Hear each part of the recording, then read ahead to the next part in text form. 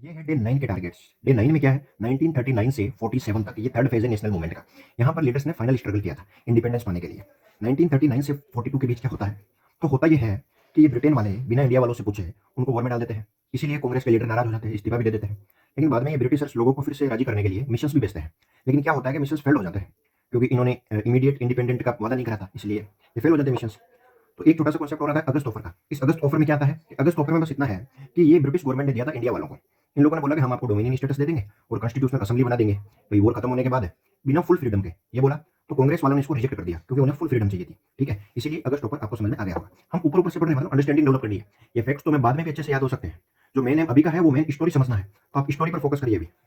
तो देखिए, अब आते हैं क्वाइट इंडिया मूवमेंट पे। यहाँ क्या होता है? महात्मा गांधी 1942 में इसको स्टार्ट करते हैं विद स्लोगन डू और डाई। इस स्लोगन के साथ महात्मा गांधी स्टार्ट करते हैं। डिमांडेड करते हैं कि फुल इंडिपेंडेंस चाहिए हमें और अभी अभी चाहिए। लेकिन क्या होता है कि 2-3 महीनों के अंदर अंदर ही ब्रिटिश गवर्नमेंट हमारे लीडर्स को जेल में डाल देती है और लगभग बड़े लीडर्स जेल में चले जाते हैं और 2-3 महीने में इसको दबा दिया जाता है लगभग लगभग। लेकिन ये 1945 तक चलता रहता है धीरे धीरे, ये मान लो। अब आता है इंडियन नेशनल आर्मी पर। तो इंडियन नेशनल आर्मी और उसके बाद क्या हुआ, ये छोटे से 2-3 कॉन्सेप्ट है। इंडियन नेशनल आर्मी का क्या कॉन्सेप्ट है? ये सुभाष चंद्र बोस, इसको 1942 में ये कोई मोहन सिंह होता है वो बनाते हैं इसको। फिर एक साल बाद उसके हेड सुभाष चंद्र बोस बन जाते हैं, ये मान लो। तो क्या होता है कि जो फाइट होती है ना ब्रिटिश के अगेंस्ट, उसमें जापानीज भी हेल्प करते हैं सुभाष चंद्र बोस की। अब क्या होता है कि ये ब्रिटिशर्स जब ये फाइट खत्म हो जाती है तो इंडियन सोल्जर्स को क्या करते हैं, उनका कोर्ट मार्शल करते हैं 2-3 लोगों का दिल्ली में, और बोलते हैं कि तुम लोगों ने गद्दारी करी है, इसलिए कोर्ट मार्शल करते हैं। उनका मेन एम क्या था? उनका मेन एम नेशनलिज्म को वीकन करना था।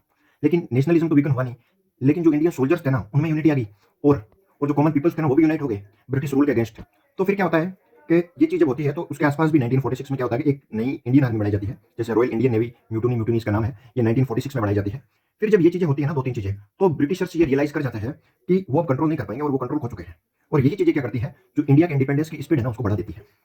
फिर ब्रिटिशर्स क्या करते हैं? ब्रिटिशर्स एक कैबिनेट मिशन प्लान भेजता है 1946 में। उस प्लान में यह था कि भाई कि अब कैसे-कैसे आगे क्या करना है वो सब था कि कॉन्स्टिट्यूशन बना देंगे 2-3 साल में। ये सब चीज़ें थी, आप ऐसे मान लो, मतलब इंडिपेंडेंस दे दिया था, ये मान सकते हैं। लास्ट में तक वो कह दिया था, देखो finally Britishers leave India due to ये है कंटिन्यूअस अनरेस्ट। और क्या हुआ कि जब दबाव पड़ा ना इन लोगों पे और जब शांति नहीं थी तो फिर ब्रिटिशर्स भी समझ गए। तो इसलिए ब्रिटिशर्स ने इंडिया छोड़ दिया और 1947 में फाइनल इंडिपेंडेंस इंडिया को दे दिया। और क्या हुआ कि जो कंट्री थी ना, ये जो पहले इंडिया पाकिस्तान साथ में थे, इन दोनों को इन लोगों ने सेपरेट कर दिया।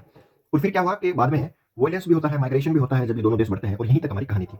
बचे हुए टॉपिक्स हम कब करेंगे? ये डे 9 आज, अब हम 10वें दिन कर लेंगे, ये मान लो आप। क्योंकि 9 दिन अब तक हो चुका है और 3 दिन में हम अब मॉडर्न हिस्ट्री की पूरी स्टोरी समझ लेंगे।